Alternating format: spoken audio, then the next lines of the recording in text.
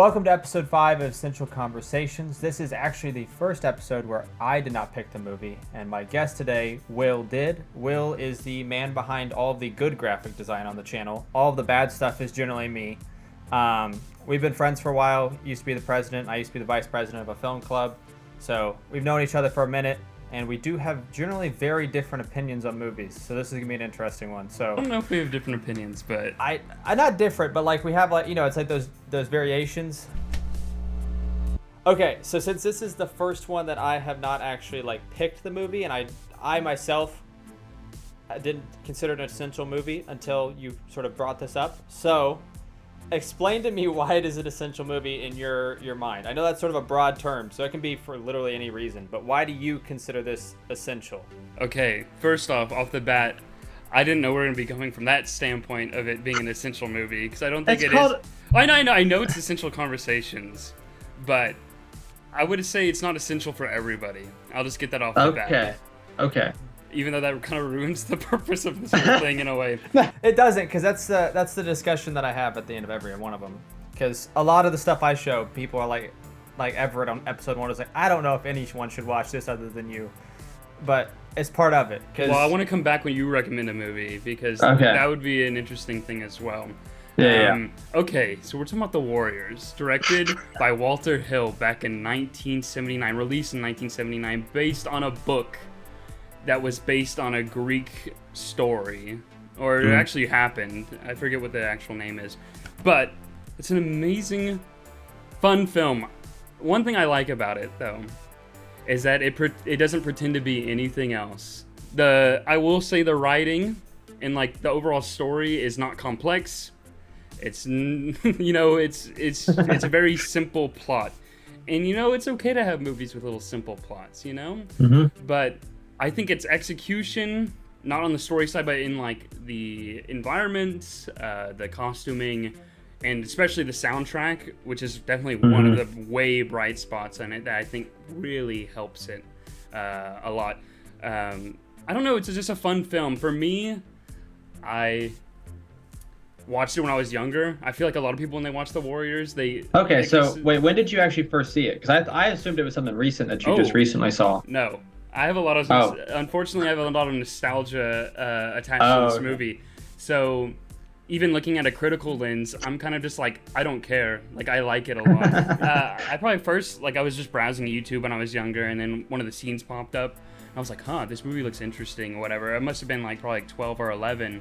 Then I went out and found it, watched the movie, and I loved it back then. And then Rockstar, one of my favorite video game developers, made a video game adaptation of it, which is which is really cool. And if you're judging off films based on video game adaptations, this one is one of the top ones, because that's a really good game. But that added on to the lore and explored it and just made me fall in love with the world more.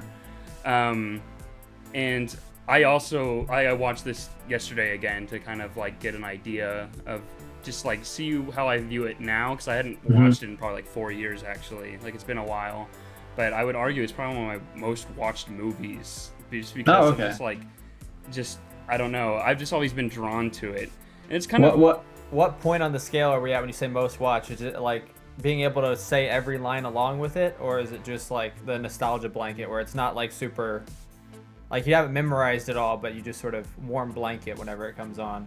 I can pretty much I don't know. I guess the whole movie I can kind of play in my head. I see it, and I do know I'm always waiting for the funny stupid one-liners and things like that. And but basically a lot of the scenes are kind of ingrained, and that's also because of the video game and stuff also recreated the movie in it. But I don't know, there's something there's a grittiness about it, and it almost reminds me of an anime. I'm not a big anime fan. I can see that. Yeah, the fight scenes. It's the weird costumes and the over-the-top nature of it, and people keep mentioning on the original cut, it's a comic book film, because they do a lot of side sweeps to cuts. And people are a lot of people mention that it's almost like turning the page on a comic book. Okay. So is that where that's where all the comic book stuff got inserted, right? They don't wipe anymore, they do the whole... Yeah, that's that's kind of which we'll get into. Yeah, we'll get into. Which is an interesting artistic choice. Okay. But also, I've watched like behind the scenes documentaries about this, so it kind of adds more to just like how much they had to go through to make this film. It only had $4 million of budget, and they filmed in New York without building sets. Like, this is New York in the 70s. Okay, I was curious about that, because I was like, did they liven some of this up? Because I know some of them were real locations, but I'm like, they had to have livened some of these up or something. But if that was... For the most part, it was just shooting on set, and just, like, basically... the only thing they changed was lighting, and that was, like, from what I've heard of, like, the director of photography, it was very bootleg. Like the way they were doing this, because they were filming on actual subways. They were filming in the actual parks, the actual streets. It has that feeling with a lot of the lighting where it's like, it's where it needs to be, but it does feel like they might have turned a person to get where they need to be, or that it's a little too harsh and that there's a lot more grain in a lot of shots, so it has that raw feel. Yeah, I mean, because it is like shot on location. Most of the time it is natural lighting. And actually, I didn't know this. I guess I never realized it, but early on in the film, they wanted a downpour, so then they could spray the ground with water. That way, you kind of had light reflecting off the water. There's a lot of stuff from that BTS, which is really interesting. I don't want to like ramble way too much. But the funny thing is that on the director's cut, they were trying to get Orson Welles to do the narration for the film. That would have been even crazier. Yeah, and then I'm gonna keep rambling. Yeah, it's one of those movies that has like a million little facts. Yeah. So in one sentence, that was a lot. In one sentence, what makes this essential to you? Past nostalgia or something. What do you think is so special about this movie? I just think it's like it's an accomplishment, you know, in a way. Like in one sentence, I don't even know. It's just a fun kind of bro movie. I would say. Like, you know, it's kind of turn your head off, enjoy it. There are some things that I think are really good in regards to production, but yeah, the production design and costumes is sort of my what I found was so great about the movie. Okay, do you have a question for me off that? Because I feel like you want to know a little bit. Well, I was just curious, like, you know, what's my perspective? Yeah, I mean, I'm assuming it was something I meant probably like, relating to like the story and the actual flow of things. Maybe I'm just curious about like my first reaction. So we watched it as a movie night, like as a group, and I don't know if you follow everyone in that group, but all of us. I saw Breck. Okay. Yeah, all of us were like super pumped for the Warriors. Like we were all like, okay, we haven't seen this. For some reason, I assumed like it was a quintessential 80s movie, even though it was released in 1979. And it does have those vibes, but not fully. But we all sat down to watch it, and we put it on, and we were all like loving the first like 15 minutes. And then around like, I think after the orphans fight, I'm like, guys, I don't think this is going anywhere. And they're like, no. And then 15 minutes later, everyone else was sort of on the same boat. And they're like, okay, I don't know where this is going.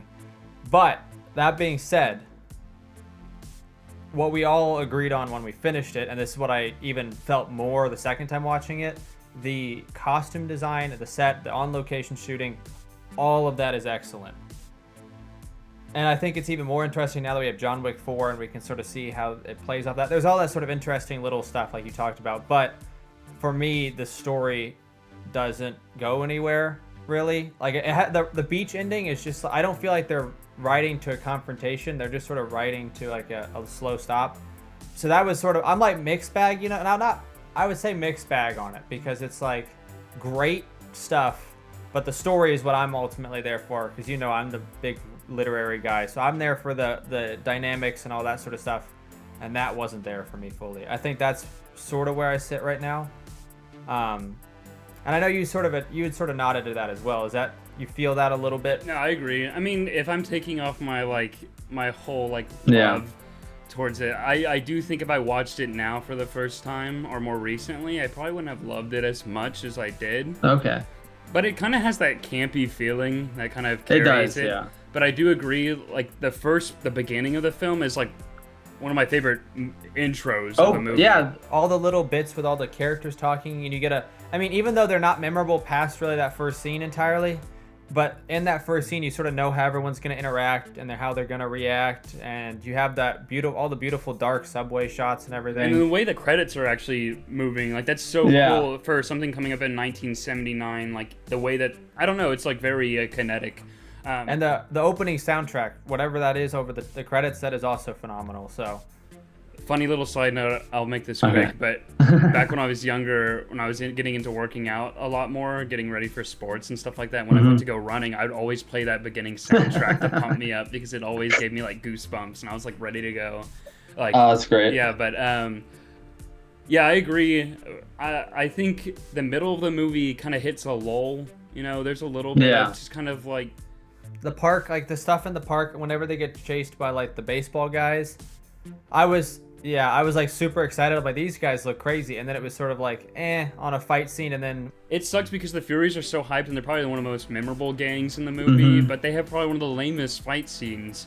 But the way they use their baseball bats. But ironically enough, in the BTS, they said, I want this to be like a Kurosawa fight scene. That's what he literally said. The low angles. He wanted it to be very like succinct, very like not over the top. That's what he mentioned. I can see that. Which I thought was really interesting as well, that he's trying to bring Kurosawa into like this kind of this movie. I can see that because I know I read up a little bit on Walter Hill, and he talked always about trying to remake the Western continuously throughout his career and everything. And watching that, like I could see a Seven Samurai almost situation in that, like that Last Stand in Seven Samurai and everything. The samurai or the Western hero against all odds sort of deal. I do think the best fight scene, I can't remember the name of the gang, but like the hillbillies on skates. I think they're just called the Punks. The Punks? But, yeah, that fight scene, well, that's why like you have that lull in the middle of the movie that's kind of boring, but then that fight scene kind of picks it up because that's an awesome fight scene. And the reason why I bring up anime is just like the kicks into like kicking them into the stall door and it's slow-mo and stuff. Like I love it. It's just so campy and it's so good. But yeah, speaking of like the realistic set, like real sets and stuff, that was the only set piece I think they made from scratch.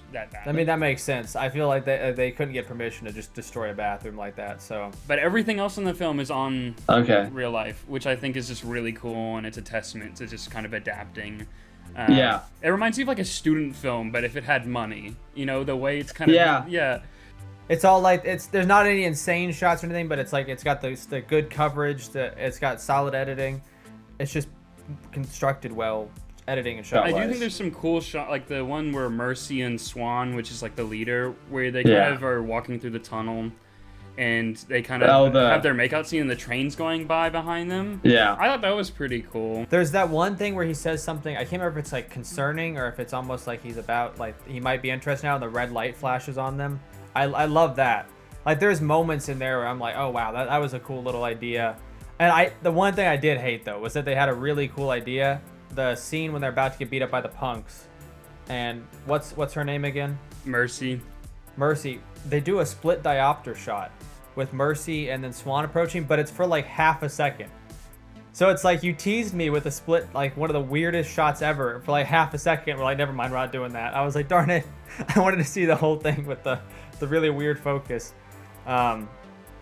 Okay, yeah, so for me, if I were to track how the movie goes, what I would say is it starts off really strong with the opening credits, and then it gets good, and then the shooting happens, and I'm like, okay, where's this going? And then it starts to slow down until it slowly is like, oh, okay, where are we really going? And then it picks up again with that fight scene, but then the ending. How do you feel about the ending? Because to me, it always felt a little bit out of place. It's like, oh, they're gonna do all this stuff, and then they beat the last people, and then we have this bit of time. And then the beach just happens really fast. I remember as a kid thinking that scene was a little bit unsatisfying as well. Mm-hmm. But obviously the lead up to that final battle scene with the bottles clanking, like, that's obviously iconic. But it does kind of, I do agree, it feels a little rushed. But then again, it comes into like the anime aspect. Like, I don't watch anime a lot, but like the fact, but like the thing where he like pulls out a gun and he's like, they shoot him, knife and it's a very quick like ching ching like that. It's kind of cool. You know, obviously I wish there was like a bigger fight scene, but you know, logistically, I feel like I do like the stuff after the fight scene there, like the little bits with them all sort of celebrating on the beach, and even like the sort of freeze frame ending and everything. all that I think is Beautiful. Yeah, Joe Walsh made that song specifically for the Warriors movie, which is pretty cool. Yeah, I agree. Yeah. It's not like the best ending, but to me, it's it ends the story. It ends, and it works. And I think if you like, I know I watched the director's cut, which we'll get into in a minute, but it has those comic book elements, and viewing it through that, I think I could see a little bit. I don't know why, even though that was in there in the film, I was just like, I'm not thinking about it that way. But thinking about it that way, I can sort of see, like, thinking about how the comic book progresses and we have this big fight scene, and then oftentimes it's like, we're running out of pages. Okay, something happens, we're done. And I can see that a little bit. I think I can feel it. So that makes sense. One thing I did see while we're doing some research on this is that he talked about, like, the representation of gangs in this movie and why that is what made it so important. I don't know. Did you see that? Do you know anything more about that? I thought it was an odd take. I think it's interesting, and like, I don't know if that take is 100% accurate to reality, but the characters in this film, the way that they're sort of horrible people, but also our main characters, I think that's an interesting angle. I mean, they're almost like anti-heroes, right?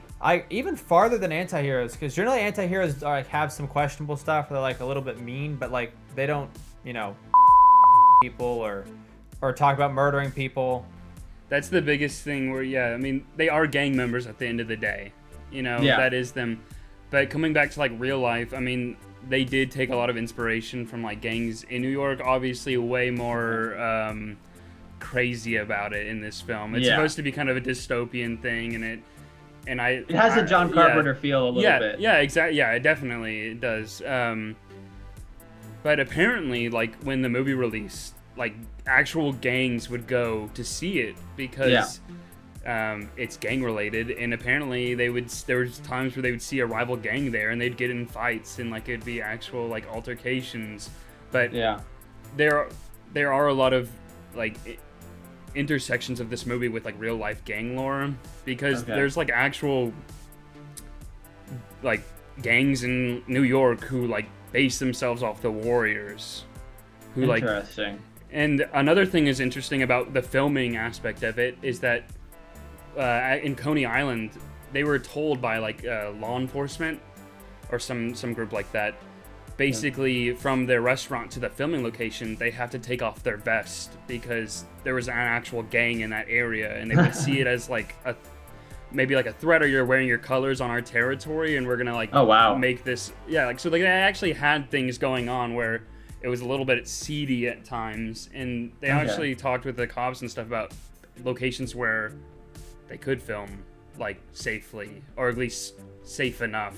But it's like that whole thing is so it's really interesting. And then I really like, there's a couple of scenes in this movie that I think are some of the most, I guess, prolific, because the rest of the movie is kind of a lot of fighting, but I think the first scene I'm talking about is when they're in the train car with the prom couples. That scene did stand out on second watch. I was like, this is a little odd. Like, it doesn't really fit the rest of the tone, but it's interesting. Yeah, it's almost weird because it seems like he wanted to make a gang movie, but he also wants to talk about like class issues and things like that. Yeah. Because I almost see it as like when Swan is sitting next to Mercy, and then there's the couples in front, and they're all happy and blah blah blah.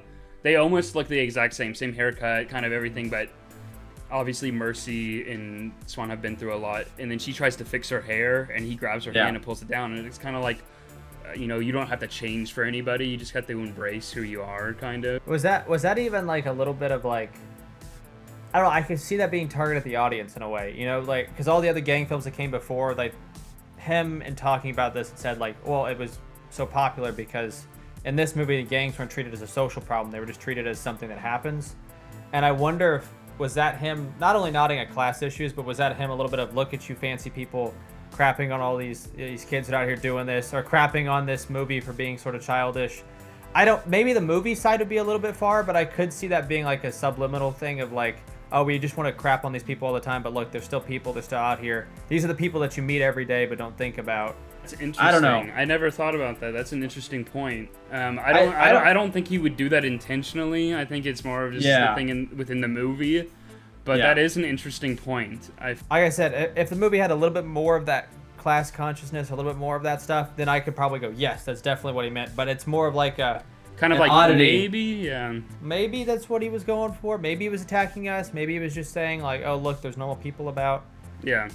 Well, and also another scene I like is when they finally get to Coney Island during the daytime, and he's just like, we fought through all of this just to get back to this place. And he kind of almost looks disgusted, like the facade is gone almost. And it kind of shows a development from Swan being kind of like a, you know, snarky, kind of like, oh, I'm a cool guy, to like at the end of the movie, he's like, wow, like what do we do all this what's for? the point of like, yeah, what's the point of this, you know? What's the point of this all? And I mean, I wish like he hammered more home on those themes, because I think this would have made it a more prolific film. Yeah, because I see that's the whole deal though. Like in watching it, it teases it, but also that like it doesn't really. I don't know why, but like the main characters do horrible stuff in this movie, but it's treated so like passively that I never really actually like sat down to like process what was actually happening until I was doing that second viewing and go, wait a minute, what in the world is happening right now? These are our main characters. The first viewing, it was just like, oh, things happened and then the movie ended. Like, didn't even think about it. So it's weird. I don't know how he achieved that, because normally anything that's done like that with something odd, you're just sort of like immediately like, oh, that's disgusting. Why did the character do that? But it's just treated so like flat that it's like, oh well. It's just part of it. It is weird. And I think, like, especially like with one of their gang members getting thrown in front of the train, Fox. Like, when he gets thrown in, they don't even mention it, you know. But that has something to do with like film. That has something to do with behind the scenes drama and stuff like that.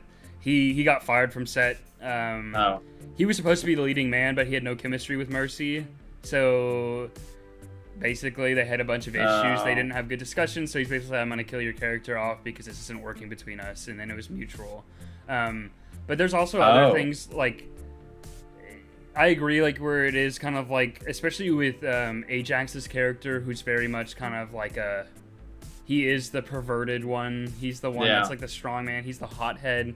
He says the F slur a lot, which kind of was like, ooh, but then again, I have to, these guys aren't supposed to be good guys, but they kind of put in the light that they are. And it's not even that they're good guys. They're not doing anything good. They're just surviving, which I think is an interesting context in the context of, like, if we talk about class consciousness and, like, poverty and all that sort of stuff. There's that element of, there's this element of the gangs are not great and the people in them are not great, but at the end of the day, they're just fighting for survival. It draws on our empathy there. So they become good guys just through empathy almost. And then I think, well, Ajax's character, who's easily like the worst out of all of them when it comes to stuff, he does get his comeuppance, and I think that's representative of kind of like what can happen if you're in a gang and stuff like that. So I don't know, but like the fight scenes, they're pretty, they're hit or miss. They're hit or be miss. Honest. And even the ones that do hit, they have moments where they get a little clunky. It's in between documentary and stylized, which I think is the clunkiness. Like, they didn't go all one way or all the other.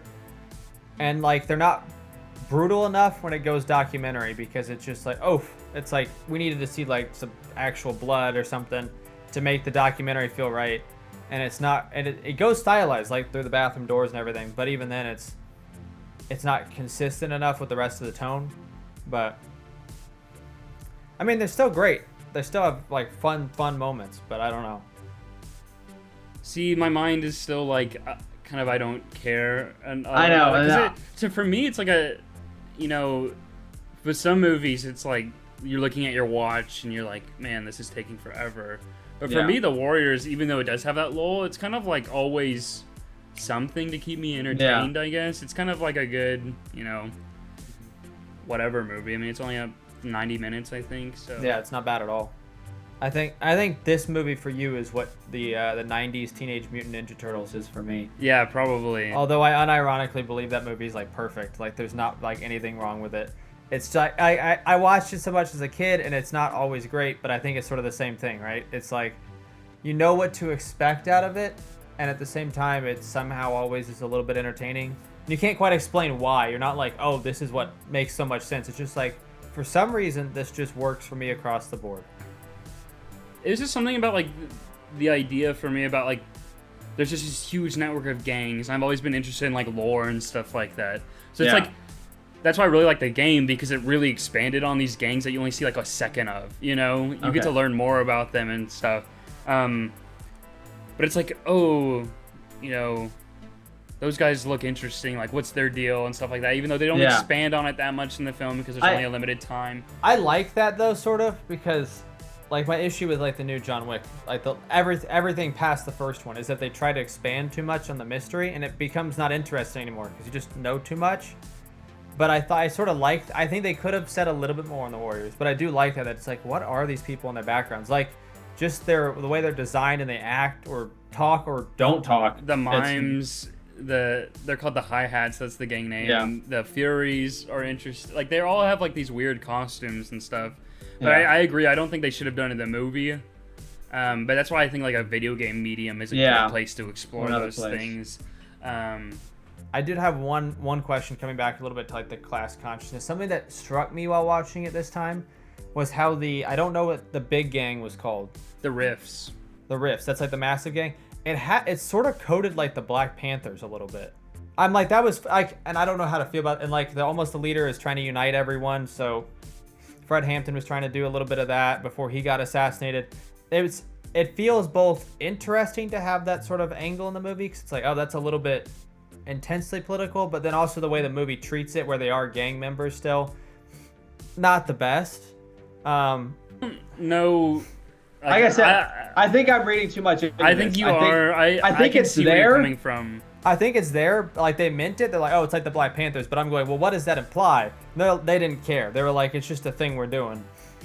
I think you are reading into it a little bit much, but I do see where you're coming from. That angle. I'm reading past the let's make it this way. I'm trying to say, what does that do? Yeah.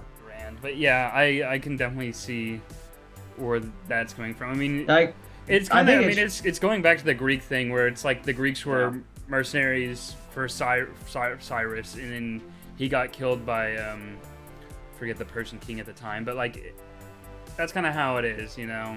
Yeah. And that's an interesting point. You bring up interesting points that I guess I never thought about. But I don't think they were thinking like. I don't think they were thinking that way. But I do think that they intended it, if that makes sense. Like, we intend this to be the Black Panthers, but we didn't intend for what that implies about the Black Panthers, or that implies about the politics of this movie. And so I think it's that first step, and then I'm just inferring on that second step, which I mean is fair to do, but it is. You know, it's not exactly what the movie intended. Like you said, the movie is fun. It's just intended to be fun. Okay, we got like 5 minutes left. I know, I see that. First off, I want to say something really quick. Okay. The acting in this movie, there's a lot of really bad acting. I'll be honest. Yeah. I don't agree with. I think a lot of the acting is a little bit, one note. Especially some of the Warrior members who aren't just. They don't do it for me. Like, even the second time around, I was like, okay, I'm gonna pay attention and I'm gonna figure out who everyone is, and I can't remember half of them. Snow, the guy with kind of like the afro, that's kind of like, I don't know, he doesn't deliver his lines, but I want to point out people who I do think did good. Ajax is like a great actor. Mm-hmm. I think he was really good in his like expressions and the things, and I really like Luther, the guy who plays like the main big bad. I think those two guys standouts. The rest of them kind of, wishy-washy. What's the female character love interest to you? Mercy was actually pretty good too. I like her. I think she's quite good in this. And I mean, obviously some of the Warriors are pretty good, but they don't get as much screen time to really explore their characters that much. But I just wanted to shout out acting because I am, Yeah, you're an actor. I know. You got to do that. It is good. Okay, so recommendation time. Would you recommend this movie, and if so, to who? I would recommend this movie to middle-aged dads. Okay. Wow, you didn't laugh at that. Wow, I was hoping for a better reaction. I was trying to process. I was like. I mean, more it's sort of accurate. It kind of feels like a stereotypical middle-aged dad movie, like something they would have watched it back in the day. They'd be like, "I love this movie," but I honestly feel like this is kind of a boys' movie.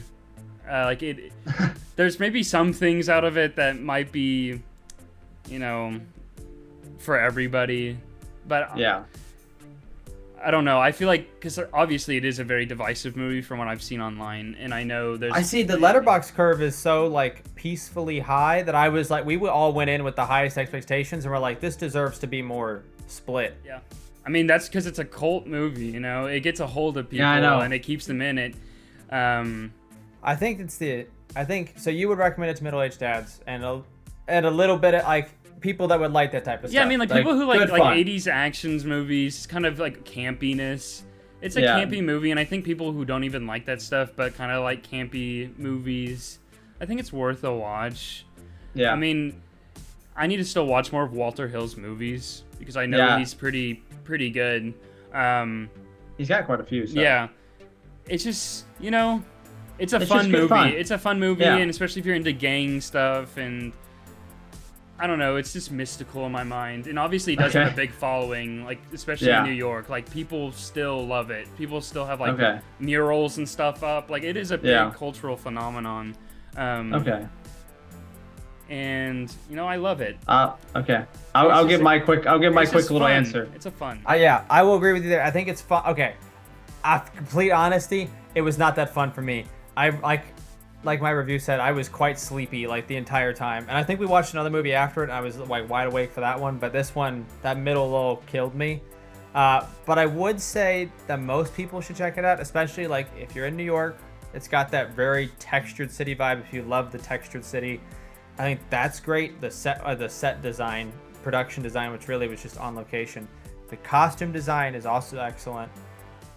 And if you really only got like 5 minutes to spare, just watch that opening sequence for that opening score and like how the titles are done, because that's excellent.